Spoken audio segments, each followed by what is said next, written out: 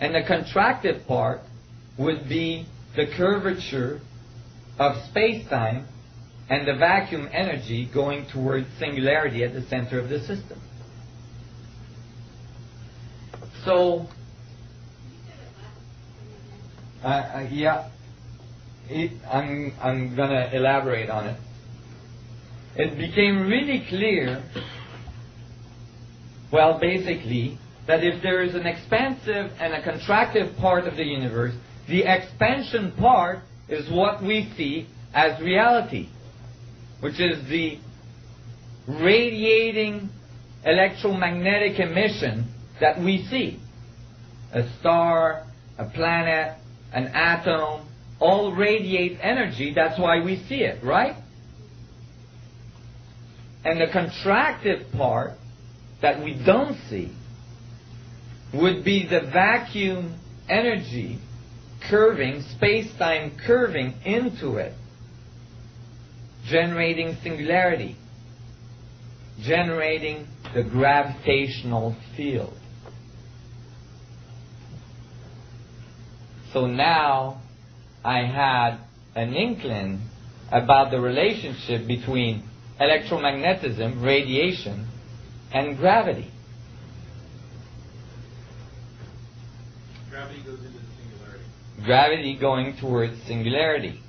Space-time curving towards singularity. Now, I later realized that that wasn't that outrageous of a thought. Because when Einstein wrote his field equations, he didn't solve them. Einstein just wrote the expressions. It's 10 differential equations. He couldn't solve them. A physicist that was fighting on the Russian front, right, while dodging bullets, was working hard at solving those equations after they were published. His name was Carl Schwarzschild. And he generated what's called the Schwarzschild solution. As soon as he solved Einstein's field equation, he sent a paper to Einstein with the results. And Einstein presented it to the German Academy of Science, and it became the first solution to Einstein's field equation, which we still use today. Carl Schwarzschild died 2 weeks later on the front and never had time to give further complexity to his solution. Basically, he did it without rotating the field. At first, he was trying to estimate, so he didn't have a rotating metric. And we'll see a little bit more about that later. But the first solution to Einstein's field equation was a black hole. It's called a Schwarzschild singularity. It made a black hole. But because when you go towards singularity with Einstein's field equations, they go to infinity, nasty infinity, that part is ignored. It's called the unsolved nonlinear part of Einstein's field equation. So we use only the weak part of the gravitational field. The part that's not curving very much towards singularity. The part that's much weaker on the outside of singularity. You guys see where I'm going with this? Oh my God. Big omission. Infinite amount of singularities just scrapped because it didn't fit our concepts. So I started to think, well, okay, if the universe is expanding and the universe is contracting, then there's got to be geometry to describe that. There's got to be a structure that describes the contractive side. the expansion side was pretty easy to figure out.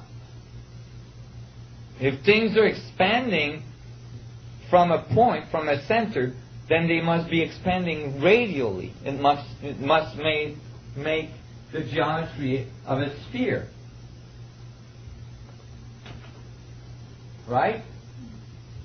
The expansive part being the geometry of a sphere. That's what we see. A sun, a planet, a galaxy. Galaxies have galactic halos that are perfect spheres around them. Atoms, cells, whatever. Spheres. So we see the sphere part because that's the expansion part. But what I wanted to know about was the contractive structure of the vacuum. Why did I want to know about that? Because if I understood the structure of the contractive part of the vacuum, then I understood the geometry of the foundation of creation. Do you guys follow me there? Because if that's what creates, if that's the general active thing, that's the thing that holds things together, then that's the key to the force of creation of all things. If you have a sphere or a ball on the end of a rope and you spin the rope, you're going to feel a force outside pulling away from your hand, right? That is not a true force. It's called centrifugal force. It's not a true force because the only reason that force is occurring is because the ball is attached to the rope, which is attached to your hand. The centripetal force, the force that's holding the ball to the center, is what's making it go in a circle. Without the string, the ball is going straight and there's no force. You guys follow me? So actually the force that holds to the center is the primary force from which the illusionary radiation occurs. Do you see what I'm saying? I mean, that has huge implication in philosophy as well. Because if you go inward, deeper and deeper, then you would expect more and more radiance to occur. Because you have a feedback relationship between the internal gravitational collapse and the external expansion of the electromagnetic field. So I was really excited about that, but I didn't know what was the geometry or the structure of the collapse. I knew one thing, is that the geometry of the collapse had to be in equilibrium. So I looked and I thought, well, if the sphere is the highest volume possible, which it is, then the geometry, so it's the highest volume possible because it's expanding, right? Then the geometry of the collapsing vacuum must be the smallest geometry possible. The smallest volume. The volume that's collapsing. And that is a tetrahedron. Everybody here knows what a tetrahedron is? Okay. While I'm traveling, it's kind of hard to bring all my models. But this is a double tetrahedron. Okay, there's two there. Actually, there's 8 making an octahedron in the middle. But we're not going to get too complex here. If you have a tetrahedron, you have 4 faces, 4 equilateral triangle faces. It's like a pyramid with a triangle base. Okay? It's like 3 triangle faces with a triangle base. It's the smallest volume possible. And thus, that had to be the final geometry of the class. Well, you know, when I was thinking about these things,